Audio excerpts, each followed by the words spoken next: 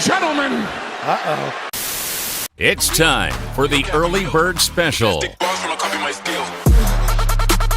Bringing you the best stories from the world of sports and sports entertainment. Now, here are your hosts, Sparky and Burdick.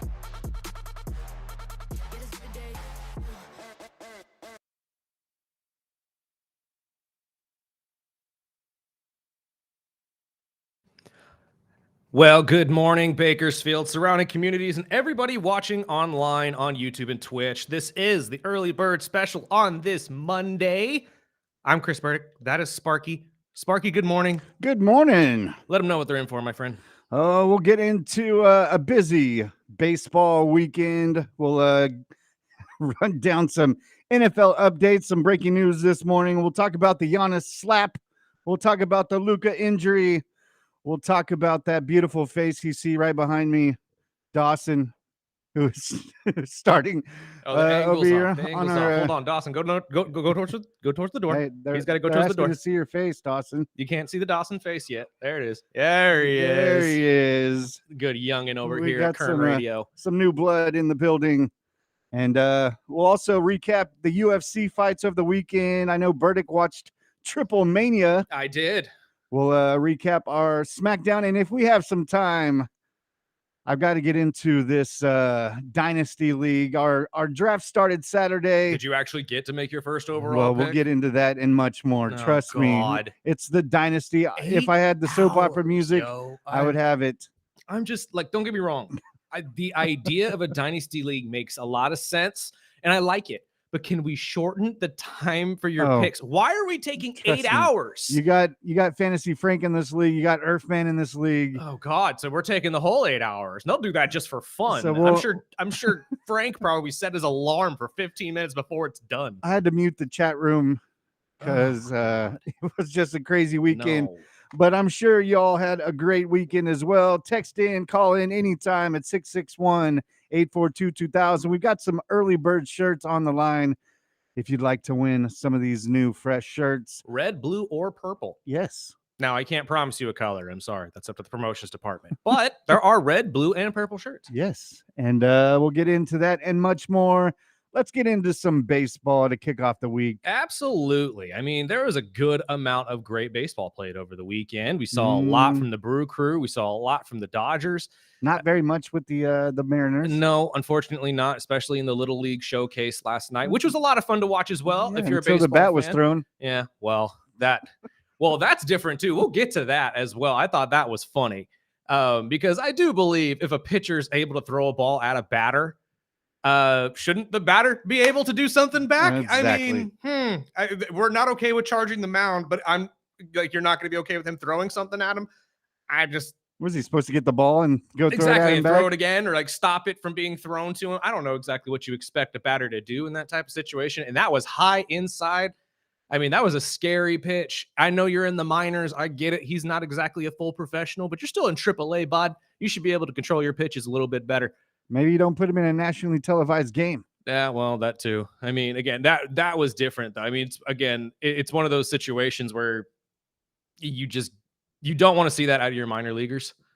But this is a guy who's obviously trying to rehab and get back to the majors, or at least get back to the position he was at before. And to have a pitch come that close, high inside, close to the face, I don't blame him for throwing the bat. Yeah. I do not blame him throwing the bat at all. I really do not. But we'll get to some lighter note here, especially for you Dodger fans over the weekend. Very happy. Very happy. And as you should be. As I told you guys last week, if this series did not go your way against the Padres, it may have been time to hit the panic button, especially with under 40 games left in the season. But luckily, the Dodgers are able to pull off a 3-game sweep against the Padres over the weekend, finishing it off with a 5-4 win yesterday off a clutch homer from Mookie Betts. But again, your bullpen showing exactly why you should have some question marks in your own head because you almost threw it away again. This is the problem with the Dodgers right now. You have to have more consistency from your bullpen. That's the only part of your game that's really weak right now. You cannot rely on the bats to be there every single night. You really can't. But right now, you hold a 2-game lead now over the Padres in the West, going forward into a 4-game series against the Colorado Rockies. should be an easy 4-game series win for you. Easily. Maybe you drop one, get 3 out of the 4. Regardless, you got 4 games before you see them again in San Diego. This series is way bigger than people realize. And I'll tell you why. When you really look at the rest of the season for both of these teams, the Padres and the Dodgers, who are going to be tightly knit the entire way through, both teams in their last 12 series, I would say 9 or 10 of them for the Dodgers should be easily winnable. And I would say 8 of the series, the last 12 for the Padres, are easily winnable. The Padres get the Rockies twice, the Reds once, the White Sox, the D-backs, the Twins, the Orioles, teams that aren't exactly doing great right now. Dodgers, same thing. The only thing that really worries me about the Padres series are the last series with the Dodgers. They also have to see the Brewers late in the year. And it's really going to be rough for them to continue the success that they had going into the playoffs, because they have a rough 9 games before the playoffs start, including the Brew Crew, who at that point are probably going to be well over 100 game one. And when you look at how the wild card is set up right now, there is one team in baseball that I think everybody is kind of just shying away from, and they really shouldn't be. And that's the team that still hasn't yet to be swept by anyone in the majors. The Reds. The Cincinnati Reds, who are 1 game away from that wild card spot. Now, granted, true, you're in the 2nd spot. The Mets would be the first team really to get knocked off, but the Mets also play the Padres in a 3-game series in September. If for some reason, not saying it's going to happen, knock on wood, I said this last week, if the Dodgers don't end up winning 25, 29 of these last 40 games, you're going to be in trouble. If you go into the playoffs playing 500 baseball, you're not going to be looking great. Same goes for the Padres. If either of you slide at all at the end of this season, not only are you chancing the fact of losing the division to the other, but you're also in danger of losing the wild card spot to the Reds. Because the Reds have now granted, the Reds have a really rough end of the season. They have a lot harder teams to go up against, including the Cubs a couple times, the Brew Crew. I mean, they have a lot worse to look at than both of these teams in the West. However, we've seen some rough slumps from both of these teams going into it. If I am a Dodger fan or a Padre fan, I know there's a handful of you that might be listening to me right now, I'm not going to lie, I'd be worried, because if your team takes a slump in this at all, you could be looking in at the Reds taking that final wild card spot from you. However, at this point right now, if you're a Dodger fan, you got to be happy, because not only do you not have to deal with the Giants like the Padres do now, you have the easiest team to beat in baseball in 4 games, and you can shut down the Padres in San Diego right after that. So these next 7 games for the Dodgers could make or break your entire playoff run. That's huge.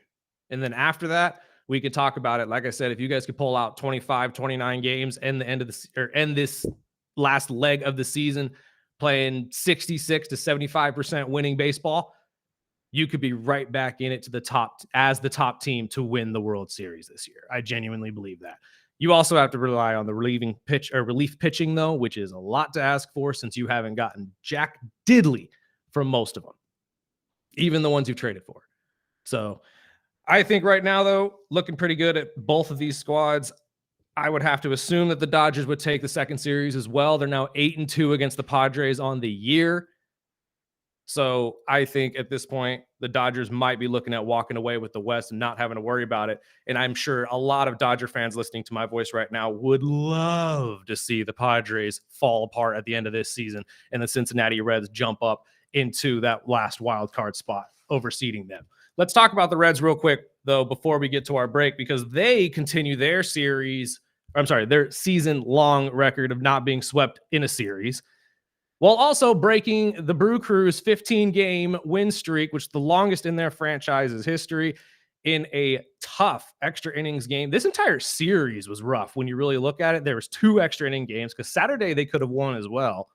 They lost in extra innings. I believe it went to 11. But when you continuously look at this team and the Brewers, they're a really, really, really tough team to beat in baseball. They are incredibly tough. However, when you look at them playing against teams in the playoff picture, obviously we've seen them blow teams out 16-0, 11-9, whatever. But you got to take into account that those blowouts were against teams like the Pirates and teams like the Nationals. When they go against teams like the Mets, the Dodgers, Sparky Seattle Mariners, for example, these games get a lot closer and they get a lot tougher. I have said this for a couple weeks now. I know everybody's high on the Brewers right now because of these win streaks that they've been on. Obviously, they had an 11-gamer before the Seattle Mariners busted that. They just had a 15-gamer until 14-gamer, I'm sorry, looking at 15 before the Reds took it over. But at this point right now, I'm going to sit here and stand by my statement that I said about a week ago, 2 weeks ago. The Milwaukee Brewers are the Minnesota Vikings of baseball. What does that mean? Well, does everybody remember that the Minnesota Vikings have had a very, very high record almost every year, even with Kirk Cousins, Sam Darnold, whomever, since the O'Connell days have started? They've been very, very successful. Incredibly successful, in fact. But have they done anything in the playoffs? I think you can bring up about there are a handful of teams, obviously, in football that you can compare this to, Dallas Cowboys being one of them as well. But I don't think it's been that long of a dominance to be able to say that it's really something of that nature. The Cowboys? I think the Minnesota Vikings are a closer comparison because they're really flashy when it comes to regular season stats. Incredibly, incredibly flashy. They win games that really people don't think they should. And then the lights get turned on in October. And where are we at? That's been my issue with the Mariners. But they beat good teams and they get smoked by mid teams. And even the Orioles set them up, beating the hell out of the Astros yesterday. It was 11-14 or something like that. Mm-hmm. Shut them out. And then they choke again 2 games in a row. The Mariners are just can we talk about the fans though at that game last night? Because those the Little kids Classic were game. Fantastic. Oh yeah, I love watching the Little League Classic games, especially the team in Philadelphia that was given Alonso grief for striking out. I love seeing that. But the ambiance of this Little League Series game that they do, really all of these special games that the MLB does. Excuse me, like the Little League Series. The what do they call the Field of Dreams series? That's really cool. I love NASCAR that. one. NASCAR series is really cool. All of these really different ideas that baseball is doing to create a little bit of a different ambiance at these games. I love it. I think it's fantastic. That's what Unsportsmanlike was talking about. What's next? Yes. They said they should do a game at a golf tournament, right at on the in the middle of a golf tournament. Imagine that. There's somebody's. We'll have the Atlanta. Well, it'd have to be Atlanta because it's in Georgia. So Atlanta against Philly, right in the middle of the Masters greens. CC said they should do it at a WrestleMania. I was like, no. I could maybe see outdoor. them doing it at some point, especially now that we are seeing WWE sell out baseball stadiums. Because we are going to San Diego here in a couple weeks for Survivor Series. I could see it. I don't know if you could really incorporate that though. I feel like baseball needs a different outlet in terms of like the field you're playing on. You know what I mean? Like going into a WWE realm would almost be shrinking it. I feel like you need to make it bigger. That's why I like the NASCAR series situation, because the field obviously was the same size, but the seating was massive. It'd be cool if they had a race going on during the baseball game. I don't know if you'd be able to pull that off. That would be awesome. I don't know if you'd be able to pull that off just because could you imagine the sound every time they drive by and you're trying to swing at a pit? No, there's no way you'd be able to pull that off. Although you're right, the thought of like Cal or somebody hitting a home run right as Jimmy or somebody's driving by would be kind of cool. Oh my God. Could you imagine someone hitting a home run and then hitting one of the cars? Mm-hmm. Oh man. You want to talk about a street game? That's fantastic. I don't know if you could be able to pull that off, but we'll figure it out. Text in right now, 661-842-2000. What do you guys think should be baseball's next step to kind of keep these kind of games going, keep the game fresh and fun for everybody watching at home? Because I personally love it. I think we need more of these games. I know we already get Saturday Night Baseball, that type of stuff, which is iconic. But at this point, I think we need more of these different I don't really know how to say it, but different arenas or whatever how you want to put it. So text in right now, 661-842-2000. Where should baseball go next? We'll take a break real quick, pay some bills. You're listening to the Early Bird Special right here on 101.1 FM, 1230 AM, ESPN Bakersfield.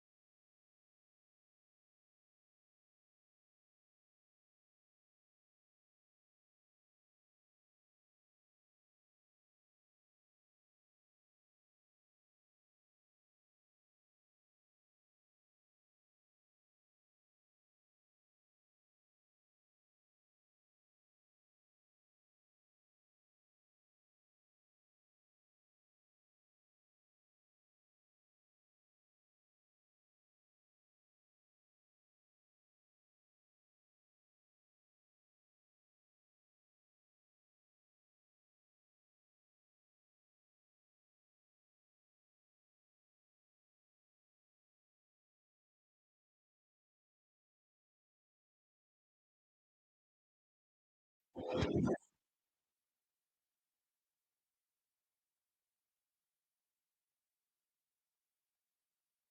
back. This is the early bird special. Real quick, before we get out of the world of baseball, there's a couple things I need to highlight before we move on. First off, the Brew Crew have a doubleheader starting today with the Chicago Cubs, where they will face the Cubs 5 times in 4 days. You wanna talk about a season turnaround. Could you imagine if the Chicago Cubs could pull off a 5-game sweep of the Brew Crew? I doubt it. Well, it's not gonna happen, let's be honest. They'll probably lose 4 of 5. But Chicago only being, 8 games away, you could massively turn around this season, big boy. If you could figure it out and the Chicago Cubs could pull off this massive turnaround, I'd be impressed. I'd be incredibly impressed. However, we have to talk about the Phil's 6-man rotation that is no more. It's really bugged me. It's really, or I shouldn't say bugged me. This upset me because I was thinking about this 6-man rotation over the weekend. I was like, you know what? This is perfect. This is a perfect way to get our pitchers some rest, some rehab. Everybody's going to be happy. You get an extra day and you still get to go until the end of the season. We already have 2 guys that are in the Cy Young race, but at least, I didn't think they were going to win because you're going against Paul Skeens. And let's be honest, it's Paul Skeens. When the media has a golden child, you're not going to lose. So I totally understand it.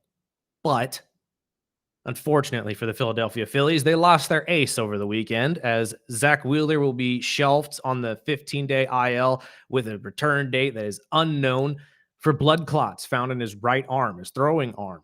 Whew.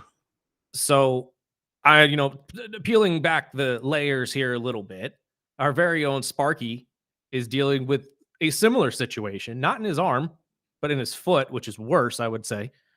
But good sir, if you would like to explain, feel free to. But incredibly painful. Yeah, a little bit. Incredibly painful. Yeah, I couldn't get up out of bed Saturday, so I had to learn the hard way. But it wasn't as extended as I would expect. But yeah, the blood thinners and a nice catheter to remove it was not fun, but it's over. And I mean, I hope the best. I wouldn't.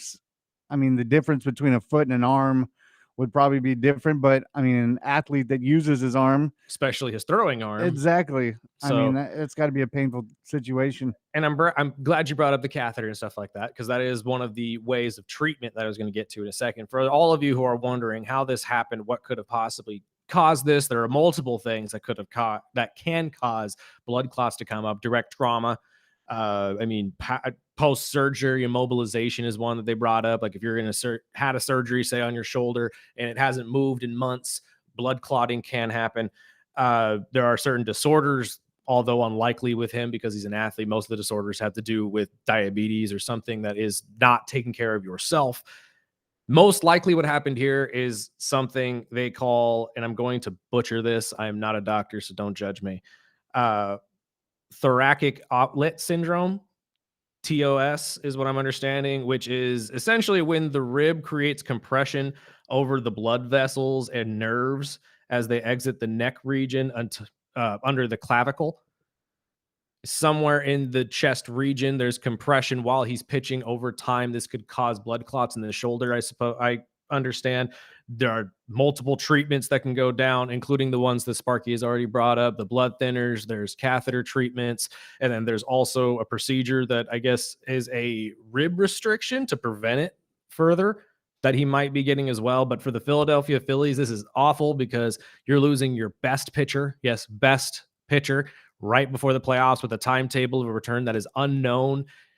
They interviewed a doctor that focuses in this, although he's nowhere around like working with Zach Wheeler. He's not in the area of working with him, but he explained that treatment for this type of thing, especially if he has to get surgery or something like that, could be up to a year or a couple months.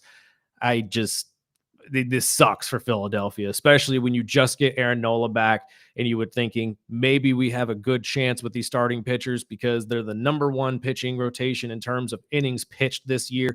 They have, again, two Cy Young finalists, most likely one of them being Zach Wheeler. So now Philadelphia going into the playoffs, although luckily benefits from already having 6 men in the rotation. Now this only knocks you down to 5, but unfortunately you lose your best one right before the playoffs. That's not a good sign for the Phils whatsoever. And then let's talk a little bit about Sparky's Mariners, who are also falling behind a little bit here. Spark, how do you feel going into this? I know you lost to the Mets yesterday 7-3. I mean, did you get to catch the game at all? I did. Did you? What was of a game? I mean, they're so hit and miss. It brings me back to that whole Dolphin vibe. But I mean, we still have plenty of time. We got the Phillies tonight. This is true. Which a texter said, "Stop talking bad about my Dodgers. The Mariners will get you tonight." Which I didn't talk bad about your Dodgers. I was talking good about the Dodgers. I was just saying that these next 7 games are pivotal for you. yeah, I'm glad they pulled the win. I think I watched more Dodgers than I did Mariners this weekend. This is honestly, it's more. I watched more Dodgers than I did Phillies this weekend. But they're always entertaining. And we putting a bet down on the series? I got doll hairs. Doll hairs. I got a couple doll hairs. All right, fine. I like lunch too. Yeah, let's do lunch. We'll do lunch. Winner has to, or winner Whoever of the takes series the series, has to buy. Is it a 3 or 4? I think it's a 3. Let me double check that. So. But how you feel about the Seattle Mariners? I mean, personally, I feel like teams like the Mariners would benefit from going play or wild card in rather than winning. That's what my question is going to be, because as of right now, we'd play Boston in the wild card, and if they ended up taking over the division and taking it by Houston, we'd get the Yankees. So it's either going to be the Yankees or the Red Sox at this point. Personally, I would rather play Boston, but I would rather them, going into taking the division and winning on a streak. But like I said before, the Mariners have been so hot and cold, no matter what, Cal's going to get his. But when it comes to finishing games, that's been the issue. They get up early in the innings, and then they kind of just get lazy in the second half of the game. Yesterday's game was just ugly, and it didn't look like they even wanted to be there. It was more of the Little League Classic that they were participating in, not really paying attention to winning that game. But the bat's been hot, and then it's been cold. But the only one that's been hot is Cal. And I mean, ideally, with all the trades that they did before the deadline, hopefully in the next 10, 12 games, they get into a vibe, because like we've always said, when it comes to the playoffs, it's really who is playing hot baseball at the time. And, I won't poo-poo on the Dodgers, because they could turn around this and stay hot because they have the lineup to do so. And I think I would rather see the Dodgers and Phillies on one side, and I'm leaning towards the Tigers and hopefully my Mariners, but we'll see those final 4. I'm just pumped as, in 3 or 4 weeks, we're going to be talking, baseball playoffs. Oh, absolutely. And we're right around the corner from it. I'm looking at the end of the year for your Seattle Mariners, to be honest with you. I see a lot of series here that are very winnable. Well, you have one more series with the Houston Astros at the very end of the season. And that's going to mean something. That is absolutely going to mean something. Actually, I think the series that's going to mean something for not just you, but for a lot of people listening to this right now, is going to be the end of the series or end of the season series against the Dodgers. When you have to take on a playoff team like that, that's going to be a massive test for you, whether you are locked in or not. And if you have to go into that series against the Dodgers with a playoff spot on the line, and it's in Seattle, right? Yes, that series is in Seattle. That's going to be a very interesting series to end the year. I genuinely am going to be curious to see how all of this ends for both Seattle and the Dodgers. But could you imagine if both of them are playing for a playoff spot at the end of the year? Yeah. This could be a very interesting series. Well, that's true. I'll be betting some Dodger fans I know that've been blowing up my phone ever since the All-Star break. But we'll take our break. We'll pay some bills. We'll get into some NFL news, especially some the Dolphins added a piece this morning that we'll talk about, plus much, much more. There's some trade talks now. I think it's the Bengals now talking about trading Trey. Finally. Is this a month or two a little bit late? Finally. But we'll talk about that and much more. Text or call in anytime at 661-842-2000. We are the Early Bird Special.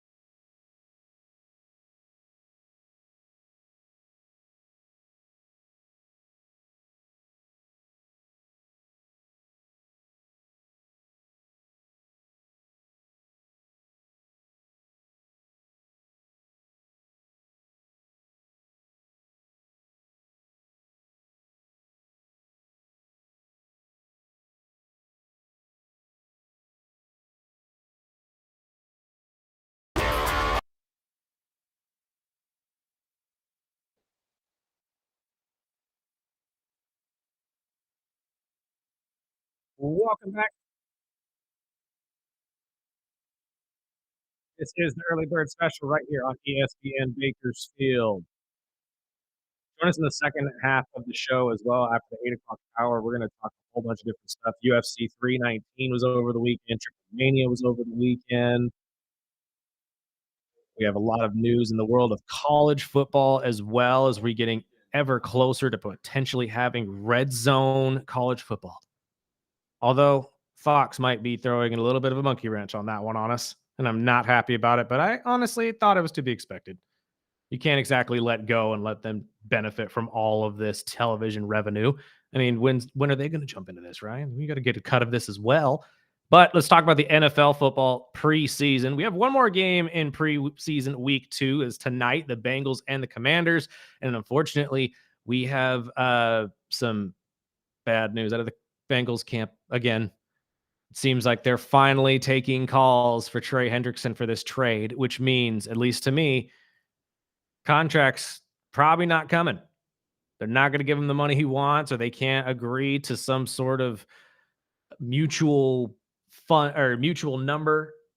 I don't get why Cincinnati can't pay this guy. I really don't. But again, this is probably a long-standing situation that we know nothing about. I hear, rumors of handshake deals, as we said last week. I just don't think that that can happen in sports anymore. I don't think that these players see enough loyalty, see enough genuine backing from ownership and from leadership in the front offices of these organizations to be able to trust handshake deals anymore. And I think the Cincinnati Bengals, if what we know is true or what we've heard is true, that they handshake deal that do this for us this year. We promise you next year we'll get it done. And that's what we've heard from Trey a couple times now on the McAfee show, that he was promised that he would get a contract, at least extension in certain areas of the season. Never happened. And now we're seeing, it looks like the front office is saying, fine, we're just washing our hands of you and we're moving on from the Sack King. Well, they're busy this morning. As Schefter told us on In Sportsmanlike this morning that they're already getting calls from the Panthers, Browns, Colts, Seahawks, and the Packers. And we just got some breaking news. Xavier Howard is coming out of retirement and signed a 1-year deal with the Indianapolis Colts. Okay. Wow. I wonder how the Colts, drew him in for that one. That's no pretty clue. Interesting. And you would think that if the Dolphins with the cornerback needy team, you would think that they would have been reaching out to him weeks ago. I mean, you would assume. But we'll see Xavier Howard with the Colts as the Dolphins start the season with the Colts. But going back to Trey, not too surprised. It's just it seems like bad business, man. It really if does. They were going to trade the guy, they could have probably got more value out of him a month or two ago. But now that they're going to wait until the last minute, and just ideally, what do you think if you're a GM? I mean, what do you expect to give away for an older veteran, but yet sack leader with Trey Hendrickson? I would at least get a 3rd and a 4th round draft pick. I would assume, especially with how these trades have been going the last couple of years. I mean, we saw a 2nd rounder for Julio Jones. So I mean, the Bengals obviously need some defensive help. Do you think they go with the draft pick route, or do you think they're looking for a couple players? You would have to, because of the salary cap issues. I mean, what is the point in trading for somebody else's defensive end when you can't pay the one that you're trading away? So at this point, I think you have to. I think it's kind of strong-armed you into that area where you need to now rely on just being able to draft well and hope that these draft picks are okay with getting paid pennies on the dollar. I mean, can you see Trey with, say, Myles Garrett on a defensive line in Cleveland? It would be interesting to see him in Cleveland. I don't think he goes to Cleveland, though. I am very interested in this entire idea of him going to Indianapolis. See, I think Carolina would be a team that would make a push, especially since they've traded for a handful of defensive edges and just pass rush specialists the last couple of years. I mean, Brian Burns and all that being some of them. I am telling you right now, though, this Colts idea, the more I'm trying to wrap my head around it, kind of makes sense. You pair him with a guy like DeForest Buckner. Not only that, but if you're the Colts, you're really worried about what's going on in your quarterback room, right? So why not go and strengthen the defensive side of the ball to make sure, although you may not have the highest scoring offense in the NFL, you're going to make sure the other side can't score either. So picking up a guy like Trey Hendrickson to constantly put pressure on a quarterback, making it harder for them to throw, giving guys like Xavier Howard, who haven't played for a while. I don't expect Xavier to come out and be the number one corner in Indianapolis, but he will probably get playing time. They let Miami let him go because he was getting burnt. That's what I'm saying. So I mean, I wish him the best. He might be playing safety. Who knows what their plan is for Howard going in, but at this point, you give the secondary an opportunity, or at least a second or third second, to break on these routes or make a play when you have a guy like Trey Hendrickson on the field with you. I think Indianapolis would benefit from boosting this defense and becoming one of the best defensive teams in the NFL to pair with potentially a top 10 running team, because we all forget who they have at running back. Jonathan Taylor, let's not forget what he looked like 2-3 years ago before the injuries plagued him. He was the fantasy football stud. So if they can get anything close to that back, especially with a running quarterback, because let's be honest, that's what they have. Regardless if you choose Anthony Richardson or Daniel Jones, you're getting a running quarterback. So if you can focus on creating a team that is defensive centered and absolutely monstrous on that side of the ball, with a team that can control the clock on the offensive side with a run game, I think you're still successful. So personally, I think the team that should make this move is the Indianapolis Colts. It just makes the most sense to me. So, I mean, obviously, one of those teams. I mean, I've also heard Pittsburgh, which I don't think they have the money to do. I mean, they're still trying to pay. They don't have the depth Hayward chart to do. Let's be honest. Where are you going to put him? I think Cleveland would. I just ideally just because of teaming him up with Miles, but especially since you didn't get Abdul Carter like everyone was kind of thinking you might go, but and that poor kid. Look, you got a nice little pop pancake. I got no problem with it. No, because I love it. Welcome to the NFL. Exactly. Get that done early. And it was a tight end who popped him. I don't think he was even looking at him, to be honest with you. So it was probably one of those moments where he wasn't paying attention to a chip block from a tight end. He got blown up. I personally think that you should allow that to happen in the preseason, just because it's like, okay, that woke me up a little bit. That's never going to happen again. That was really embarrassing kind of moment. And then the other rookie that apparently everybody is enamored with out in New York, Jackson Dart, is looking good, dude. I'm actually like, he might beat out Russ for this spot. And that's how good he looks. That was a major conversation going into this show. Is the Jackson Dart, not only has he looked good in 2 preseason games, and has Brian Dable has came out and said Russ is our starter, but we're obviously gonna keep it close. But see, has Brian Dable potentially found his saving grace? I was just gonna ask that. I'm sitting here thinking, I love your Russ, I really do, but that Giants schedule is tough. And you know who's actually going to be the one it's going to suck for him at the end of all of this is Jameis. Jameis is the odd man out. He's probably going to either be cut or just the third stringer on this list, because Jackson Dart does look like the heir apparent in New York. And now, granted, again, this is all preseason, but I harp back to last year when it came to the Denver Broncos and Bo Nix. We kind of heard the same thing, right? Preseason, he came out looking pretty good, impressed a lot of people. Sure, he'll probably have a slow start to begin the year, look like the rookie that everybody knows he is, as he did. But if he's got the mental fortitude and the ability to just bounce back from rough starts, much like Bo Nix did, we could be looking at the future starter for the New York Giants for a good long while, if the mental part is there. That's the big thing. Because, I mean, as we've seen from rookie quarterbacks the last couple of years, Caleb Williams, that is a big factor on if you can sustain a starting spot. Well, we'll take our break. We'll get into another team that is supposed to name their quarterback one. It might be as early as today. We'll talk about that. Plus, there was a couple trades over the weekend that we'll get into right here on the Early Bird Special on ESPN Bakersfield, 12:30 a.m. 101.1 FM.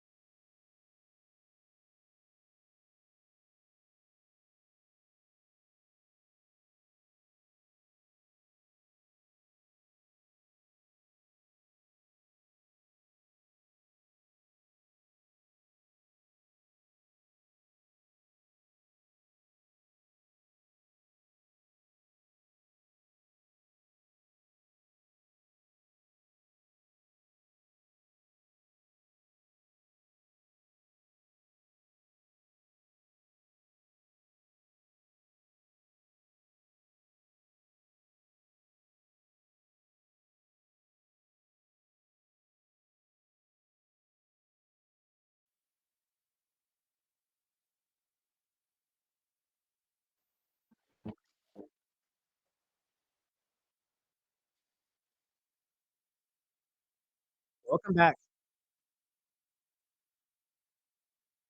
So, Cleveland coach Stefanski came out yesterday after their preseason game and said that they will name their starting quarterback today or tomorrow. Joe Still Flacco. leaning. Flacco's probably the It's one. Joe Flacco. Does But anybody? who's two? That's the main question. Because right now, as we saw yesterday, the Browns won their second preseason game, 22-13. Dylan Gabriel went 13 of 18, 143 yards and a pick and a Pick six. pick six, ugly pick six, in Ugly. which he didn't exactly help his cause by faking that he was going to do anything about it. Because that's the one thing that bugs me, right? Like, I'm not sitting here saying to sacrifice your body as a quarterback at all. Well, at least try. Yeah. Especially if you're going to make it look like you're trying to try. Unless you're Tua. I mean, he ran up on the corner and just juked out of the way as if he had the ball. I'm like, Dylan, like, Oh, yeah. I know you're a smaller guy. I get that. I'm not sitting here trying to judge or say anything, but come on, brother. If you're trying for a spot, you got to fight for that spot. And I don't know. Again, this is why I think he lost his job with that game. Although, I mean, Shador didn't play, obviously dealing with an injury. Flacco seems to be the guy that's probably at least going to start the season. Mhm. But do you think Shador leaps over Pickett? Or do you think they start the season and let them kind of work it out? It's tough for me to say because Kenny Pickett hasn't gotten a chance to actually show anything in Cleveland in the game yet. So maybe they're going to wait to see if Kenny Pickett plays this third game.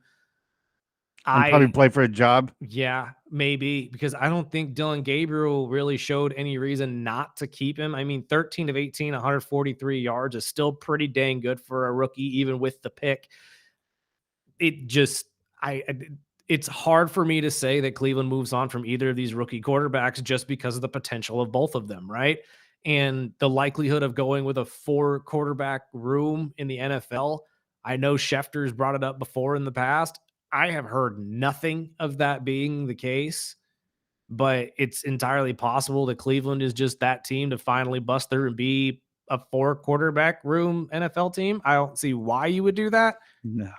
So unfortunately, I think, like we said about Dylan Gabriel last week, maybe Kenny Pickett gets a start in this third game and is either playing for his job here in Cleveland or playing for a job on another team that could potentially pick him up after he gets dropped, because I don't see anybody outside of Joe Flacco being the starting quarterback in Cleveland to start week 1. I would probably think the same thing. And I could probably see Pickett either the odd man out or Cleveland test the water and try to clear waivers and try to get Gabriel on the practice squad. But that's a risk, especially for a higher draft pick. It's an unfortunate situation for Kenny Pickett too, because I mean, this all stems from an injury that kept him out of these first couple games, and really in a lot of the practices as well. So it's just unfortunate timing. And I think like I said, with the unlimited potential that is Shador Sanders and Dylan Gabriel, because you still have no idea what these kids are going to look like in an actual NFL game.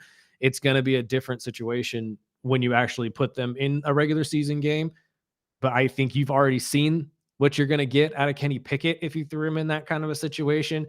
And the potential for him is much lower than both of these guys. So I think if you're Cleveland, the better idea is, again, like I've been harping all offseason, keep Joe Flacco as the starter to begin the first 4 weeks of the season as the veteran quarterback. And then whomever you decide to be your starter out of Shador, Dylan Gabriel going forward is the one that he's mentoring throughout the season. And Cleveland, we talked about it Friday.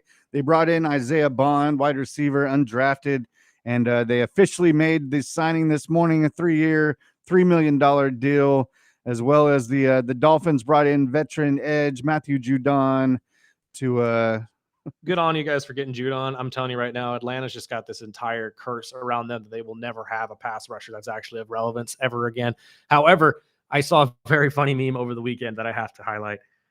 This entire thing with Quentin coming back, or Judkins coming back, I'm sorry, for Cleveland, and the signing of Ford and stuff.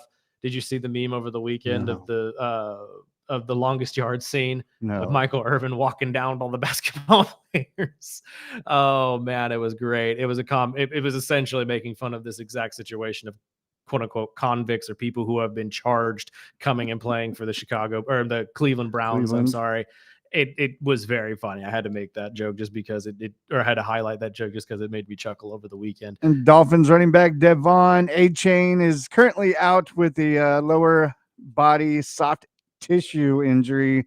Coach did say that he should be back for week 1, but doesn't look like it. You'll see him much more of preseason.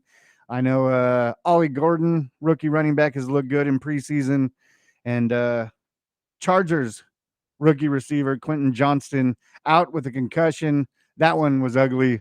I don't know if you saw the play, but second or third play, he was dead on arrival. He was knocked out for about 20 minutes, and luckily he is safe. He's good. He's in a concussion protocol, and they're hoping to get him back before season opener. Just to highlight that a little bit, because I think there are a lot of fans out there that are like, well, I miss that kind of football. But see, that's what we're trying to get away from, though. Because when what you don't see is that guy mentally is never going to be the same. And I don't mean that in a sense of he has fear or anything like that. I mean, literally the effect of a concussion on your brain like that. If you've played football and have had a concussion, you know what it feels like. And it's not a fun feeling whatsoever. And it can change you long term. It genuinely can. That's a scary feeling and a scary thought. But that's why we need to fix those types of hits. Although, yes, big hits are missed in football a lot of the time. That one was scary. It's much like the Atlanta situation Atlanta and Detroit Lions situation from preseason week 1. Really scary neck injury. Although luckily he got up and was back in the facility on Monday or Tuesday of last week. It's still one of those situations where you don't want to see that. You don't want to see anybody with a head or neck injury, especially something serious that could lead to CTE or anything worse. It's one of those hits that, although yes, we miss. I'm on the opposite end of this now where I'm just like, yeah, let's get that out. There's no need for that. That's just unnecessary. And before we get away and go to the top of the hour news, I did want to mix in anybody that is paying for Sunday ticket. DraftKings, they've got a promotion going on right now. If you throw in a $5 bet with a higher odd, which is minus 500 or longer, they are this week and next week giving away a $200 coupon voucher that you can use on your Sunday ticket. And if you're like me and have to overpay to watch your mediocre team, how much is it for Sunday ticket? It's close to about $5.50 if you want the red zone with it. So that's that. You could almost cut it in half. Yeah, that's about 2/5, probably about 40% of your bill right there. So, I mean, I'm not trying to tell you to gamble, but if it comes with a nice payout. Look, man, I'm just saying. Do you have to gamble to get it? Yes. Dang. I was going to say, if you sign up for the thing and they just give you on top of that, you don't have to necessarily gamble. All you got to do is sign up for DraftKings. You get the promo code. Just throw in $5 and get your $200 voucher code. I might have to go make a bet. Hold on. Let me break out the phone. I know a game you could bet on. That's true. We do have one more preseason game tonight. We got to take a break, pay some bills.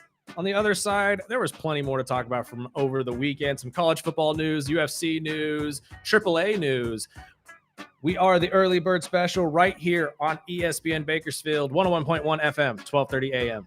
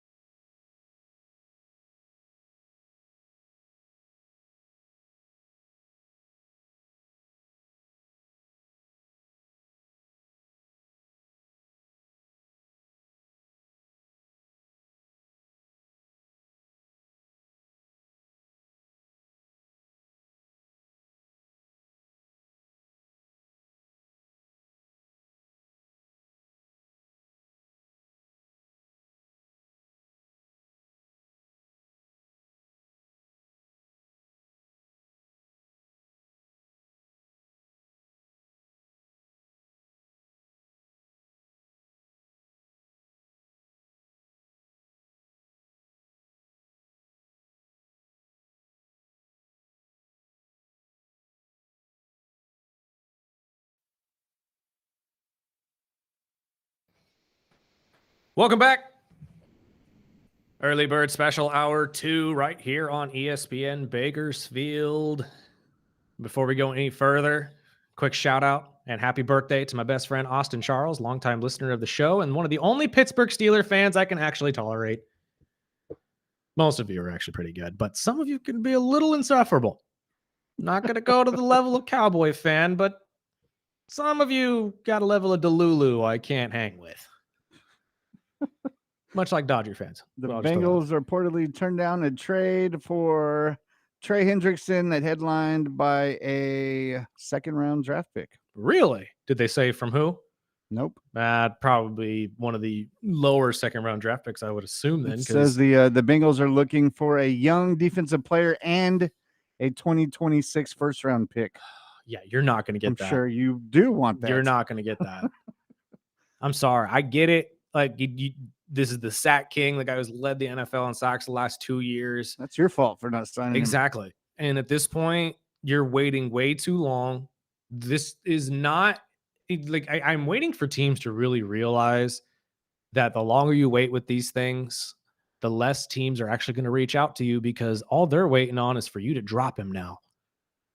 Because it's much easier for them to go and sign him to a contract than it is to pay you or give you an asset to get him. So I don't understand why teams in the NFL sit there and think, oh, we'll just wait. We'll just wait it out. It's like, no, because now teams are just going to sit there and say, fine, we'll wait you out. We don't care. He's not going to play for you. So what are you planning here? I don't know. Cincinnati is just, that's way too high of a price. If you wanted young defense, I'm assuming defensive end to potentially fill that spot that Trey is leaving, plus a first-round pick. Yeah, it's not going to happen. No. We've seen Hall of Famers go for second-rounders, dude. Nobody trades their first-round picks anymore. They really don't, unless you're trading for another first-round pick. And that's not what you're trading for in this situation. And Schefter announced the Falcons have released DJ Chark. Not a big deal. Surprise to no one. No, he joined the team very, very recently, and honestly, I didn't expect him to stay very long. Atlanta's got their favorite receivers, and at this point, much as you have highlighted about some of these guys like Snoop Huntley and all that, I really felt like he was a camp body since Mooney has been out. Now that Mooney is getting healthy and will be probably back by week 1 of the season, maybe early week 2, week 3, I think Atlanta's ready to go, and we're back to full gear here. So DJ Chark, although a solid camp body, not surprised. And going into some college football news, I know we wrapped up the hour with the Sunday ticket news with them teaming up with DraftKings. Now the one of the big topics has been Red Zone and how they were gonna, that been anticipating doing Red Zone with all other sports.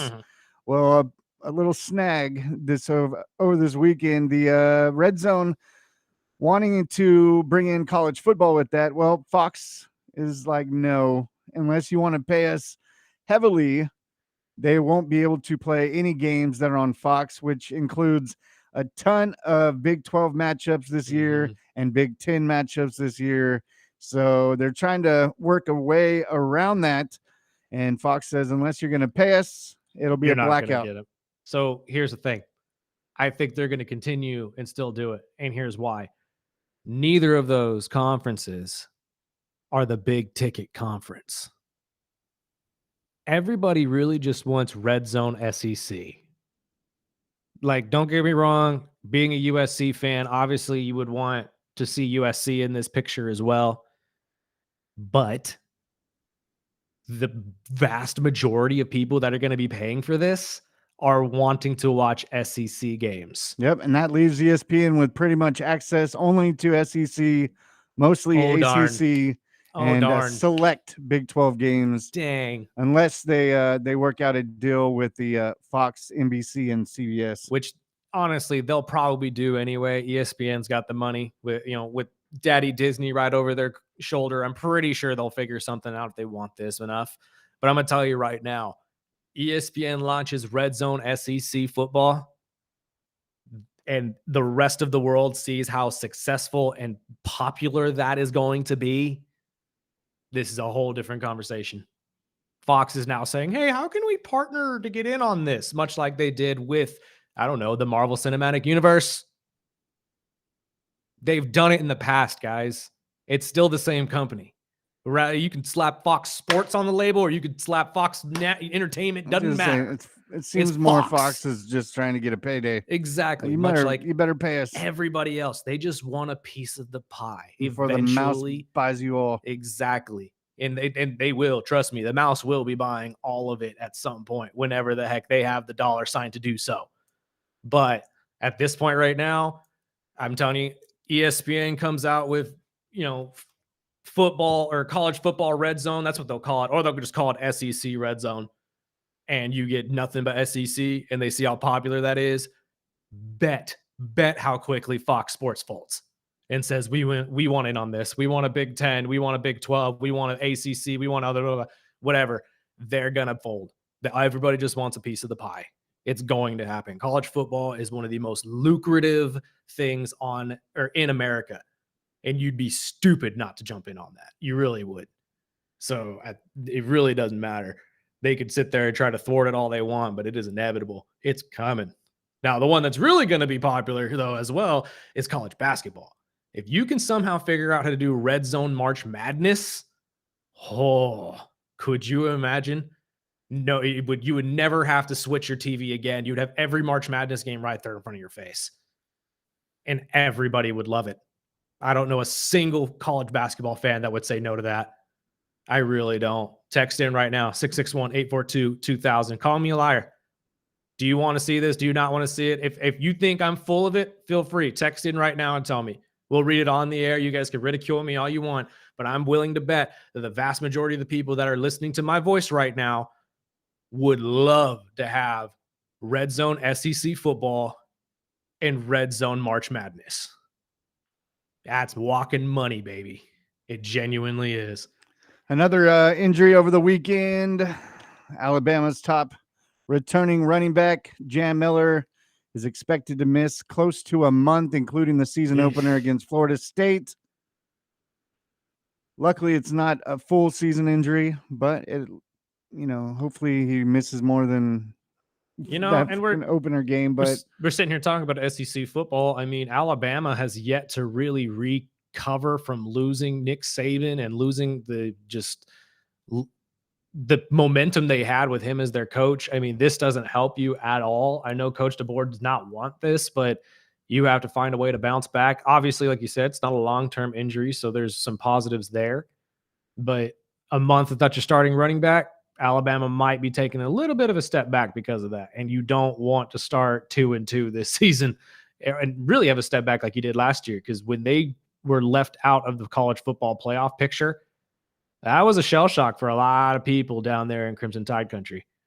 A lot of people. So we'll see what we will see going into this season. But I don't know how you feel. I hate Bama, so you really couldn't care less. Yeah. I was happy that Saban was gone, but I'll be even more happier when they start losing. Well, they really already started, haven't they? I mean, again, the success of Bama that we are used to, or at least we're used to back in the 2000s and early 2010s, and really throughout all the 2010s, the Nick Saban era is over. It really is. The Nick Saban era, I believe, or at least the Crimson Tide era of football, I should say, is pretty much over. I don't think that they're the top dogs and probably won't be the top dogs in the SEC for quite some time. You got teams like LSU that are just dominating. Florida's getting back to that number. I mean, it's going to be hard. Texas, yeah, especially with Manning at the helm. It's going to be hard to say anybody's going to take that from them. This is going to be a really interesting year in the SEC. And if Alabama does not come to play, I'm still going Georgia, but I always stick with my teams. Again, Georgia is always fun to watch, but I don't know. LSU is really the team for me that I have to watch, because if Brian Kelly can't figure this out, he's out of a job, dude. I'm telling you. Like, I know we kept talking about John Gruden, wanting him back in the NFL. I'm telling you, John Gruden and LSU, that's a match made in heaven. That would be interesting. That is a match made in heaven. I would love that. Did you watch any golf over the weekend? I got to watch a little bit of the final round. Obviously, you got to watch the god of golf himself, Scotty Scheffler, pull it off again. 5th win in PGA this year alone. Do that 82-foot chip. Won a brand new car with it too. Car. This dude's too good. This dude's too good. We got to play with a handicap. Like he's got to play with like a 3-4 stroke, handicap. There's no way these guys can't do it. And McIntyre had the lead going into the final round, had a bunk of a final round. Yes. He shot a 73 on a 70 par course. Like I felt for him, but when you got a guy like Scotty Scheffler that's right on your heels, he's what 2-3 strokes away from him starting the final round. You have to come up clutch. And I'm going to say this as well. Although he was already the best player in golf when he got arrested, did the arrest kind of unlock something at Scotty? Right. Did the arrest of like this guy not knowing who Scotty was when he drove up, like, you don't know who I am? I am Scotty Scheffler, Yeah, sir. let me explain who I am. Let me explain to you what I do on a golf course. Come on now. Like I am Scotty Scheffler. Did that just ignite a fire in the god of golf himself where he said, you know what? Fine. I'm going to win every single tournament. So everybody in the world's going to know my name before Tiger freaking Woods. Because this man has yet to show anybody that they are better than him at golf. Nobody is better than Scotty Scheffler. Not a single golfer on the planet. Not your Bryson DeChambeaus, not your John Rahms, not your McIntyres, not your McElroys, not your McDonalds, none of them. Does not matter. Scotty Scheffler will continue to be and is the god of the PGA, is god of golf. And I'm telling you, I know they made jokes about it in the last Happy Gilmore movie with him getting arrested again. Genuinely believe that arrest ignited something in Scotty Scheffler, that he is just out to prove to everybody that you will never pull this man over again and not know his name. Does not matter who you are as a cop. A WWE promo. Never, ever forget Scotty Scheffler's name. Well, we'll take our break. We'll get into let's just call it our final segment of sports, because I've got some questions about this Triple Mania, how it took over the weekend. Sports entertainment. Lucha Libre is sport, my friend. Sports entertainment. But we'll get into that. Plus, I watched some. I was bedridden over the weekend, yes, so I got to catch up on some documentaries. I finished Twisted Metal. I got to see the Paul Heyman. I caught up on Twisted Metal over the weekend as well, so we can talk about that a little bit. Such a great Am I the only one that's kind of hearing this? But is Will Arnett still the voice of Sweet Tooth? Yeah. Okay, because they changed his voice a little bit in this season. Is it just me? Like it's not as like, I don't want to say loud, but cartoonish. Yeah, cartoonish. Yeah, that's a great way to put it. And like that's my favorite guy. So it's the highlight. And who was the guy that plays the dude with the big tires? Okay, so his name in the game, I believe, is Axel. If I'm not mistaken. I remember that because I remember him in the game. But that actor looks so familiar. I just couldn't. Let me look it up because I think he's in Resident Evil. I think that's what it is. I can't remember exactly either, but I'll look it up during the break and I'll get an answer for you. But if you have been a fan of this show as we have, it's a fantastic watch on Peacock. If you played the video games at all, growing up, you will so much enjoy fun. This show. Exactly. But we'll get into, before we get into all of that with entertainment and sports entertainment, we got to talk about the Giannis slap and the Luka injury over the weekend. Right after this break, we are the Early Bird Special on ESPN Bakersfield, 12:30 a.m. 101.1 FM.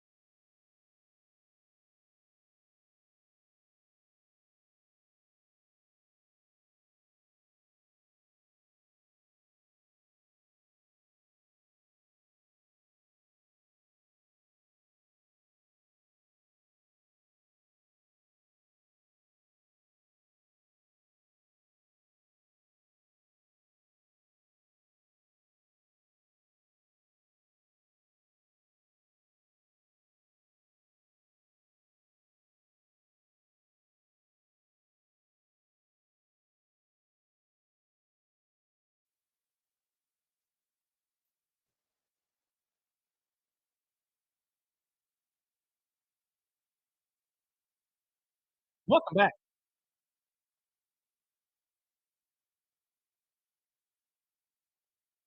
Sorry, anytime I come on ice, I have to at least do the beginning. Dude, his son is not as mini.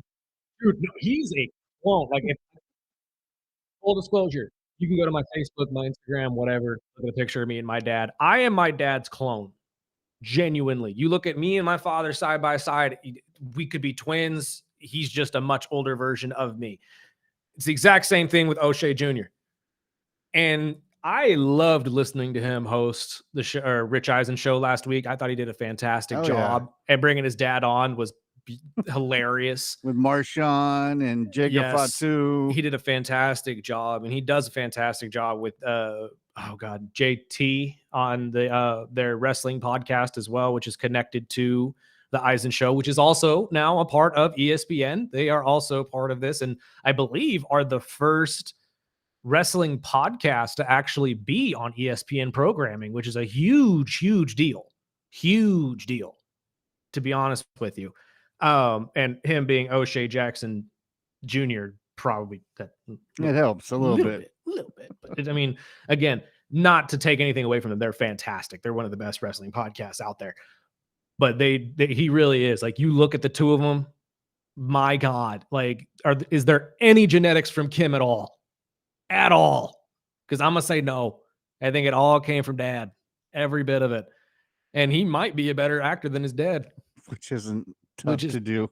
Well, no, but I mean, let's be honest. Cube's a solid actor. He's not amazing. He's better than a lot of these other rappers that are actors. Oh yeah. But that, once again, him and Ludacris are probably two of the better rapper actors, at least most successful ones. Yeah, Ludacris is definitely the most successful one, but that's only because he was smarter than Ja Rule and jumped in on these Fast and the Furious. If you movies. have a better rapper turned actor, please let me know, because I also watched. There's a show on HBO right now, Freaky Tales. I don't think I've ever seen this. Which is it's a comedy slash kind of horror, but it's got Too Short in it because it's live from Oakland, and of course they play the Freaky Tales at the beginning. But no, he that was a good movie too. But I just saw part of the Eisen show on Friday, and just reminded me. Oh, absolutely. Well, it was on right above my head here before we started the show as well, because they play reruns. But one that I'm going to throw out there, and I'm curious to see what listeners will think of this, but one rapper that could have been a great actor, in my opinion, Tupac. Yeah. I think Pac had the look for it. Like, way better actor. Yeah. He would have been an incredible actor if he was still on this planet, in my opinion. I think he probably would have been a better actor than he was a rapper, which is saying a lot. Oh yeah. But let's move on a little bit, get back into the world of sports, because there's a little bit of basketball news we got to talk about from over the weekend. What a crazy weekend. You can go to either story. They're both crazy, but the slap from Giannis and the injury from Luka, which I believe, are these at the same event? So it is a Eurobasket league, right? And that's where Luka got hurt. I'm not sure. Is it the same league? It's the same league, just different parts of the country. But during the Greece exhibition game, during a warm-up, the video went viral over the weekend with Giannis just slapping the hell out of the back of a teammate. At first, I didn't know if he was joking, but then you see it in full speed, and he slapped the living crap out of that kid.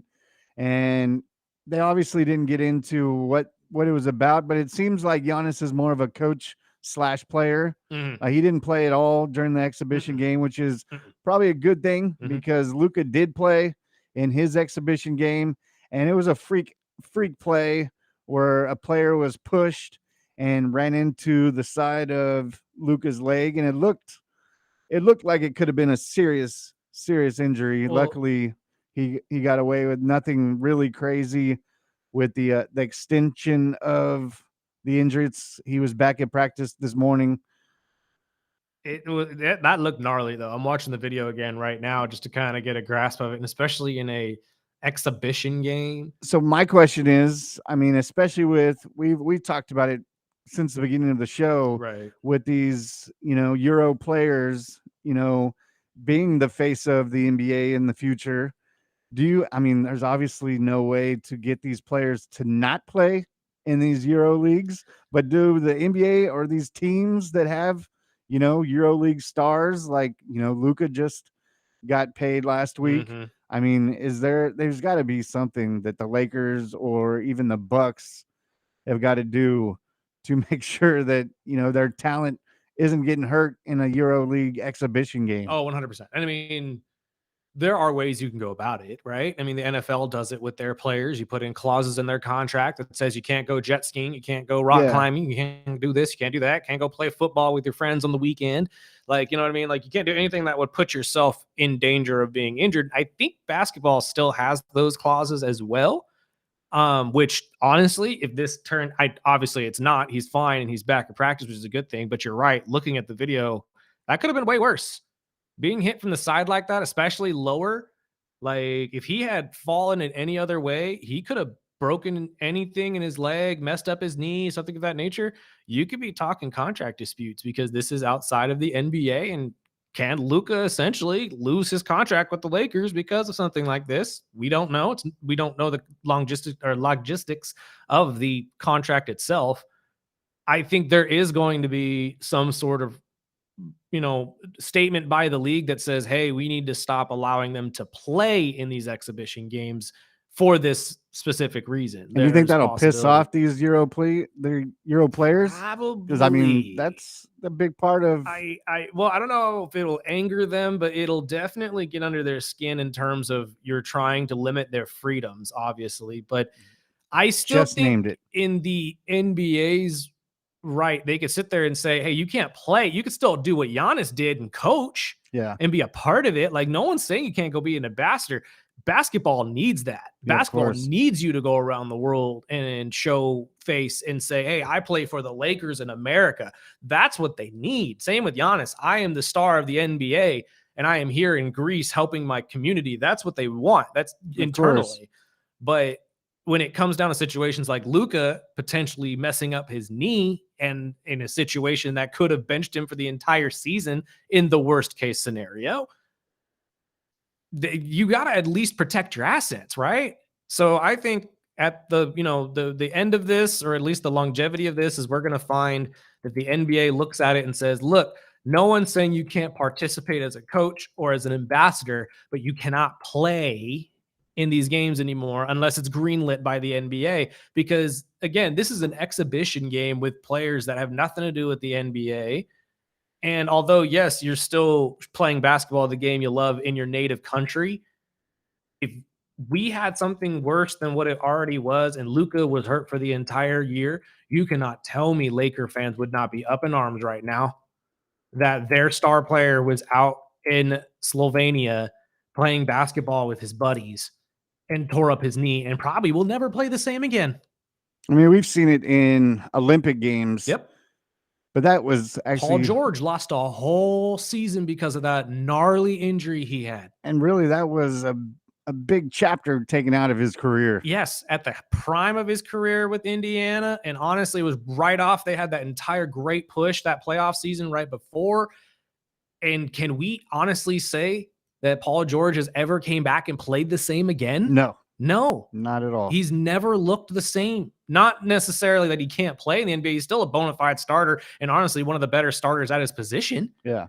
But he was a superstar at that point. And again, we weren't playing anybody. It was an exhibition game. It was the blue versus white game. So America not only lost one of its best players that year in the Olympics, but the Pacers lost their best player throughout the rest of that next season. So yeah, I think there is a good argument here that NBA players are going to be limited in these exhibition games just because of this. Injuries happen in sports all the time. We realize that. But when you have superstars that are potentially going down because of this, that is a big no-no, especially for a league that, let's be honest, struggles to keep viewership on television. They do. Social media, they kill it. But on television, the NBA struggles to get the numbers that leagues like the NFL get. Now, rising star, the NHL is going to be a competitor, I believe, especially in the winter when the NBA is in full tilt. Yeah. You cannot afford to lose guys like Luka. Yeah. You can't. No. So yeah, I think the NBA has to. They got lucky with this one, but I mean, if it turned into something way worse, this would have been the topic of the day. Oh, 100%. But before we get into the busy weekend in entertainment and wrestling, the Dana White, we talked a little bit about on Friday. I know there was a big UFC fights over the weekend, but they announced Friday that they will be moving forward with the White House fights at the on the lawn next 4th of July, right? Yes. They confirmed. And over the weekend, Dana White ruled out John Jones. He said it's a 1,000,000,000 to 1 chance that John Jones will be fighting on that card. Oh, that's my favorite fighter. I would have loved to seen it. And honestly, actually, you know what? After this past weekend at UFC 319, Dana, do us all a favor. Pull all of the Americans. All of them. They all suck. Yes. We had a rough UFC 319 over the weekend in Chicago. Rough if you're an American fan. Most of the American fighters lost. I'm gonna tell you that right now. Outside of one in the main card, all of them lost. Now, mind you, some of them had to go against Michael Page, who's a bad man. But you looked at the entire card. America did not have a good chance at all. So maybe we should pull all the American fighters. Maybe Burdick's right. And but why speaking of wrestling or fighting, our boys over at 559 Fights got their big fights this Saturday night in Visalia. Go to 559fights.com. Get your tickets. We'll be out there Saturday. Come join us. Come say hi. And if you go to our YouTube page right now at the Early Bird Special, you can see our interview with the featherweight champion, German, who we had last week. There is a link in the bio where you can go there and you can click on it. You can automatically just buy your tickets right there. Trust me, you're going to want to see that dude's fight. Absolutely. It's going to be a great night of UFC fighting. And real quick, before we go to break, I'll give you a little bit of a rundown of what we saw in the main event at 319, which was a absolute manhandling, to be honest with you, of the champion Du Plessis, who had little answers for anything the Chemenev had thrown at him. Honestly, every single round, this fight went the full 5, but every round he was down on his back from a takedown within the first 20 to 30 seconds of the round. It was just ugly throughout. It was so ugly. We had a record, Sparky, a record in strikes landed by the challenger. Guess how many? How many? 529 strikes what? In this fight alone. Man, now mind you, only about 37 of them were significant. So, granted, these are on the floor, little jabs, like constantly on his head, that type of stuff. 500 shots. The previous record was 400 by Max Holloway back in 2021. It was like 400 something. I think it was like 477 or 447. I'm sorry.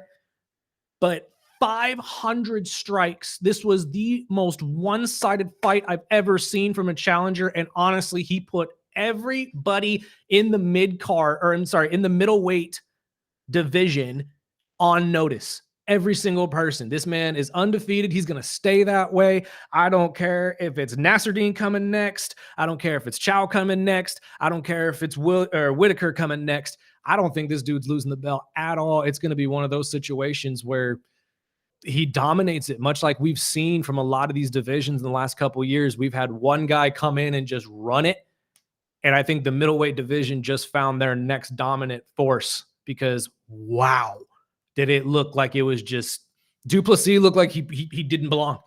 And that's saying a lot for one of the best middleweight fighters that I've ever seen fight. I genuinely love this guy. And he just looked like he didn't belong there at all. Like they had no answer for it whatsoever. He kept trying to go to a guillotine choke, which didn't work. I don't know why fighters go to that so often. I get it. It's the quickest one you can think of when you're getting shot at for a double leg. So obviously you want to reach in and try to pull up.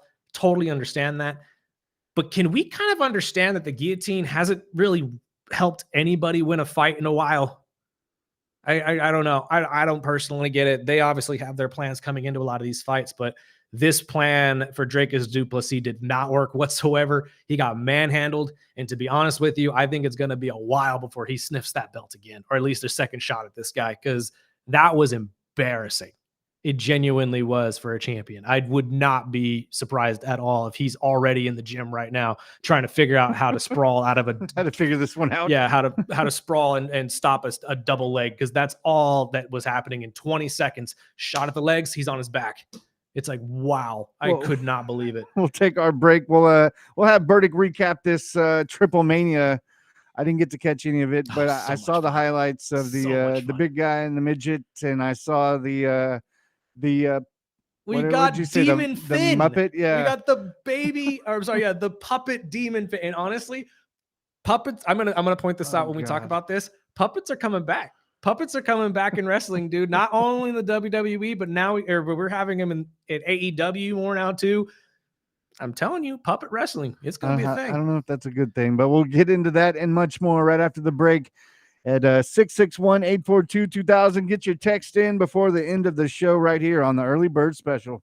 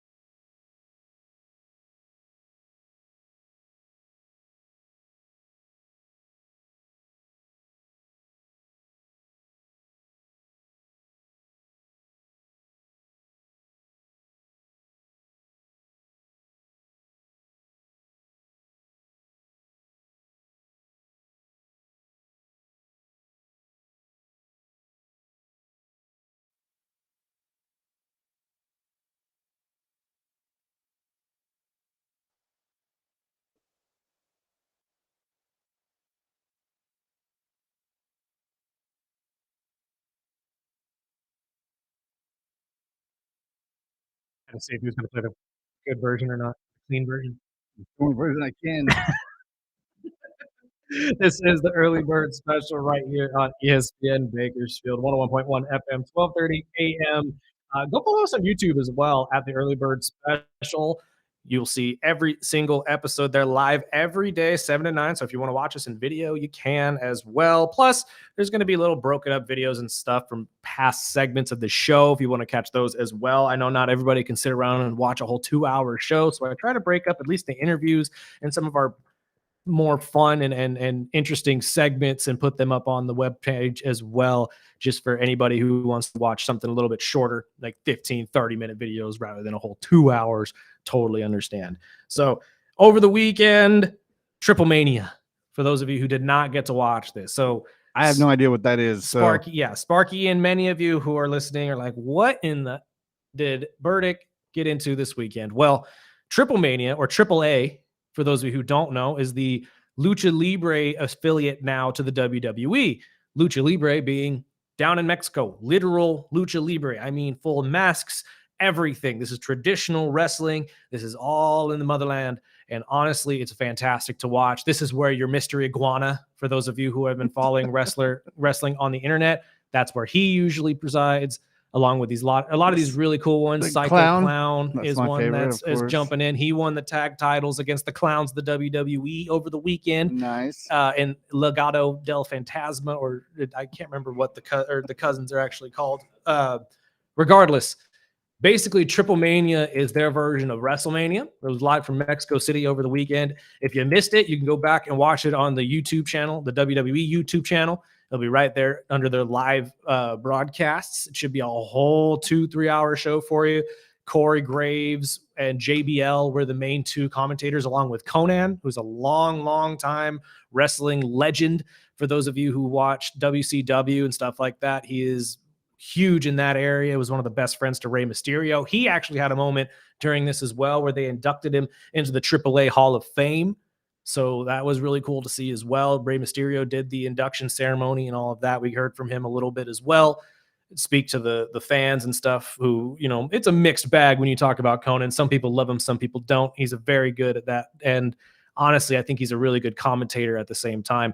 There were a lot of WWE faces in this year's Triple Mania. We'll start with what they started with, I guess, which is their version of the Battle Royale.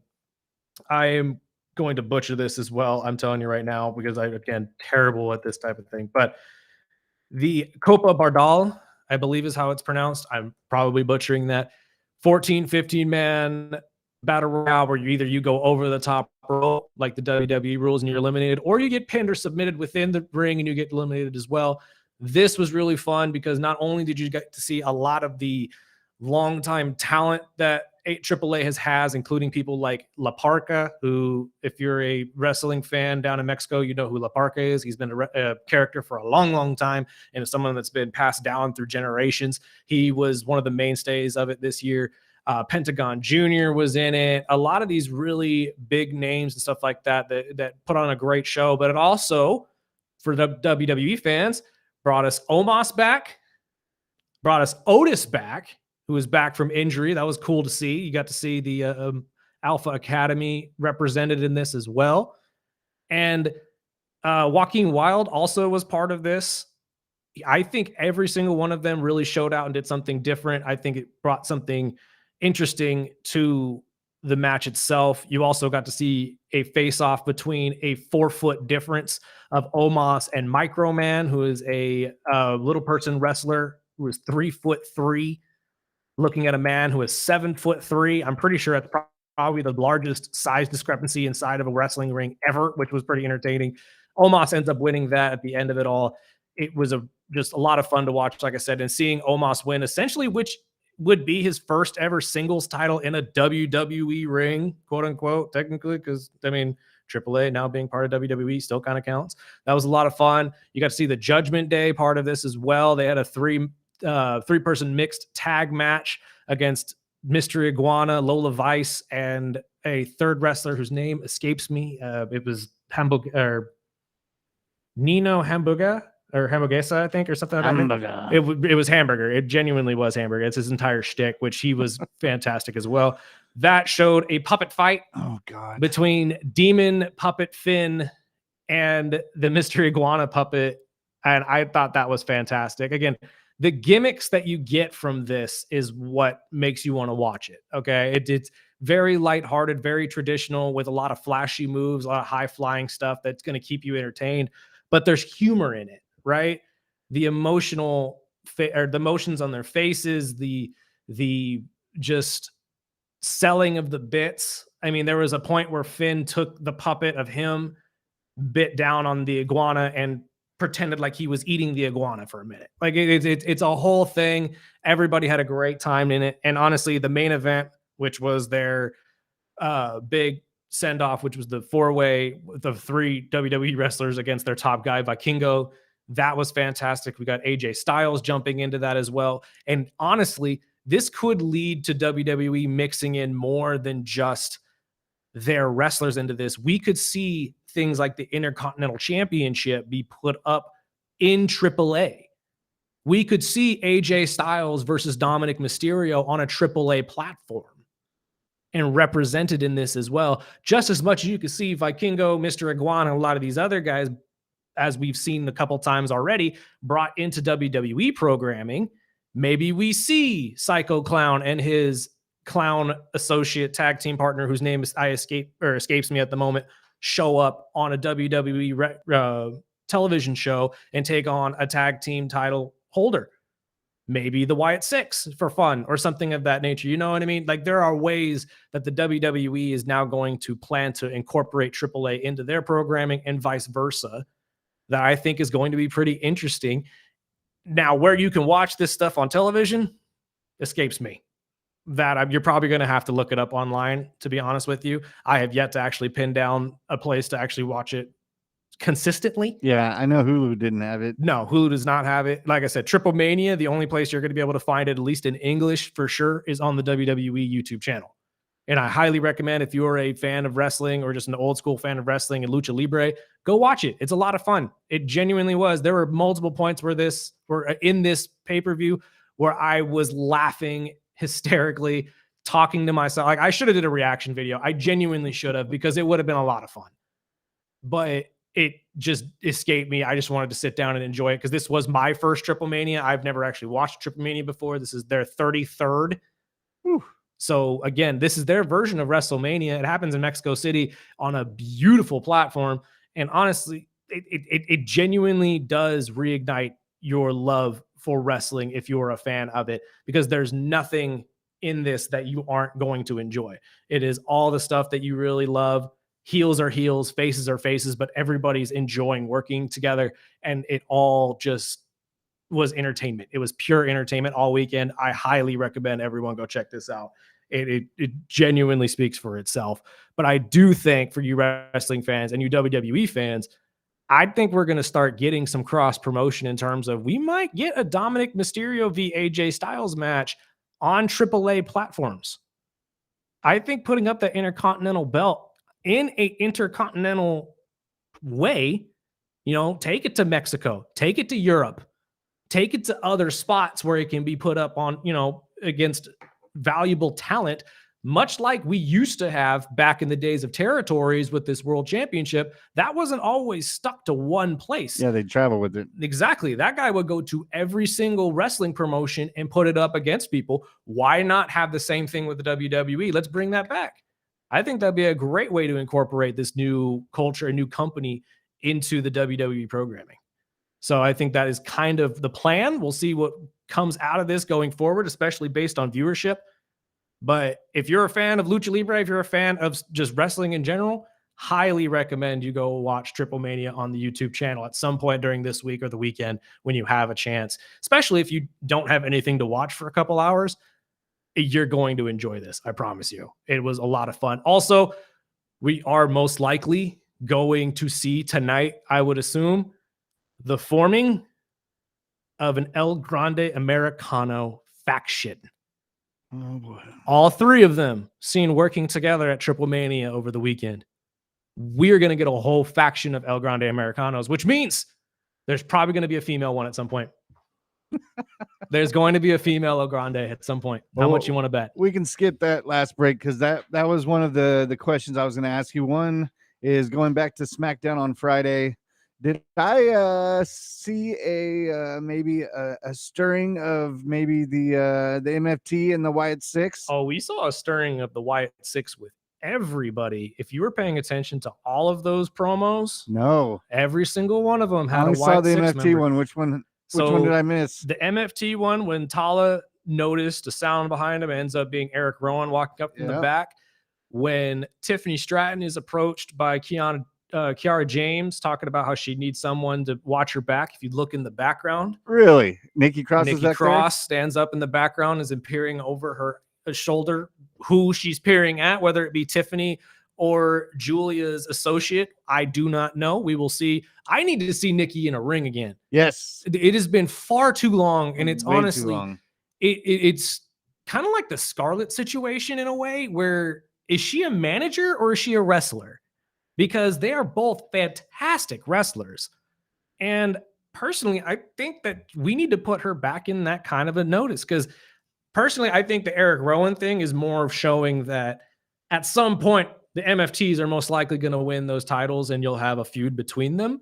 Good. But I think Solo's US title is also going to be coming off of him and most likely going to somebody like Uncle Howdy here pretty soon. Dope. That would be dope. I think that their plan is to most likely get the Wyatt Six dripped in gold, much like the Judgment Day was a couple years ago, and a lot of these other factions, because they want to build up the just allure of this group and show you that they are big monsters that people fear in this, especially going into like Halloween. Yes. And their entire Halloween Horror Nights thing going on at Universal, both here in California and in Orlando. I cannot wait for that. I'm pumped for that. And did you hear it's for those of you who are going and are fans of this, it's 2 separate houses. Really? I saw the Undertaker had one too. Well, that's true. And that's what I'm going to say. There's one that's going to be based around the Fiend here in California. Nice. And then the one in Orlando is going to be based around the Funhouse. Okay. And Bray's Funhouse and all that. So apparently the one down in Orlando, you're going to be going more through the actual like set of the Funhouse, like how it's creepy and like, abandoned for a while because Bray's obviously no longer with us, and you'll most likely be chased around by the Fiend as well.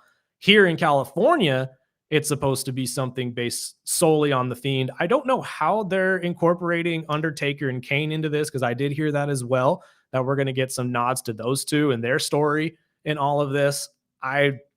This is going to be a really cool way for the WWE to, again, immerse themselves in pop culture. I know we talked about that on Friday with Chris Flail and how a lot of the fan base is, or at least the niche fan base is falling off because they feel like it's leaving them. Mm-hmm. I'm telling you, man, I get frustrations. I genuinely do. And I get that a lot of these fans enjoyed it because it was niche and because it wasn't pop culture related and all of that. But I genuinely believe if you give it a shot, the niche stuff is still there. And granted, like Chris said, eventually the mainstream is going to leave you. Yeah. It's going to get tired of you, which means you're going to get your stuff back. No one's taking it from you. Just allow them to ride the wave a little bit so you can get some better stuff out of this, right? Like, can you imagine how much money they're going to have at the end of all this and what they're going to allocate that money to? And they're talking about little random nights where you'll see the Undertaker or you'll see some of the guys at the Wyatt Six out there. In there. I pray. Because I'm going. I don't care what day I'm going. I'm going too, but if the Undertaker would be there. That's what I'm saying.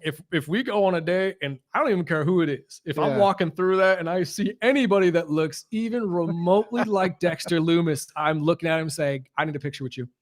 Like now. Well, right now. I know a few things that are expected tonight. Naomi, since we didn't get really much out of that interview last week, she's supposed to kick off Raw tonight.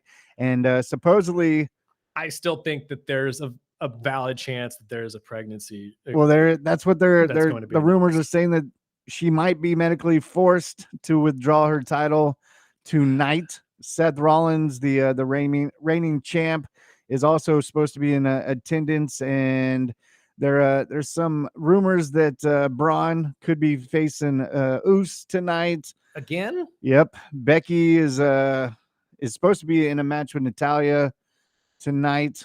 There's also some talks about Io scoring off with Raquel tonight again. Xavier Woods is lined up to fight Penta, as he is he's claiming that Penta owes him about 20 grand for damaging his favorite hat. And Roman Reigns is supposed to be in attendance tonight as well. So we should have a jam-packed Monday Night Raw while I'm watching the Mariners and the Phillies. Absolutely. And I have 3 major questions coming out of this one, to be honest with you. One, obviously Roman is going to be there, so that's not a question. But what are we going to get out of this? How is the story going to be developed? And what is really going to be the case in terms of this fatal 4-way and him being left out of it and his cousin being put into it? Because the only reason I can really see that being, or why that would be the case, is for him to eat the pin.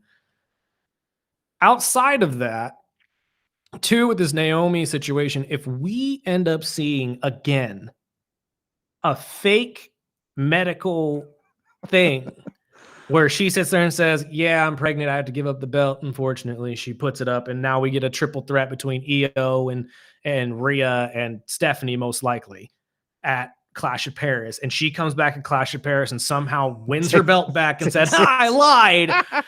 I swear we will never be able to trust wrestling again. Never. Ever. And I think that's the plan. That's the problem. So? Well, I mean, we said it last week with Karrion Kross, although the more and more I read into it and the more and more I'm thinking he's still. I think it's legit. I think he's not actually with the company. I still think he is, because the reports I'm saying that he's still selling the merch.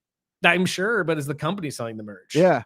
Oh, that is interesting. That's why it makes me think, okay, well, it's all a work. If they're still selling his merch. And the merch that he released right after the release of I Won't, like, Cross doesn't leave his people, I think is what's on the back of it or something like that. Like, but they're doing good with it, because I know on SmackDown they were muting the mics. It keeps people like us talking. It genuinely does. Like, it keeps people like us talking about it and wondering what the entire truth is. I think there's a lot of validity to what he told Ariel, though, that because the more I re-listened to that interview over the weekend, just because I wanted to get more of like a touch to it. And I'm telling you guys right now, I've reached out to the camp to either get him or Scarlett on, Kevin or Elizabeth, whichever one you want to be known as. I don't care. I just want to talk to one of them. And to be honest with you, I haven't heard anything back. And usually that means to work. They can't talk about it. Yep. And don't get me wrong, I'm not trying to say that we're big enough to pull in people that easily. That's not what I'm saying at all. But there's a lot of factors that are just making me, I don't know. Because him talking to Ariel, him answering those questions and saying, no, I'm talking as Kevin. And, you know, there was a contract presented to me, but I had 24 hours to answer it. And it wasn't for my wife. And they wouldn't give me information on why they came to these figures. But I want to work with the WWE. I want to come home. Like, a lot of that to me felt real. And a lot of it to me felt like this isn't to work. But I know there's a good portion of the internet that feels, as Sparky does right now, that this is all a work. But I'm telling you, if we get a second medical thing with Naomi tonight, where she claims she's pregnant, and then Clash at Paris, she comes back and she ain't pregnant, I will never trust Paul Levesque again. Ever. And that's a good thing, probably. Tonight, Rich Eisen returns to SportsCenter. Yes, he does. Over 20 years. Oh, man, it's going to be a historic day. Love it.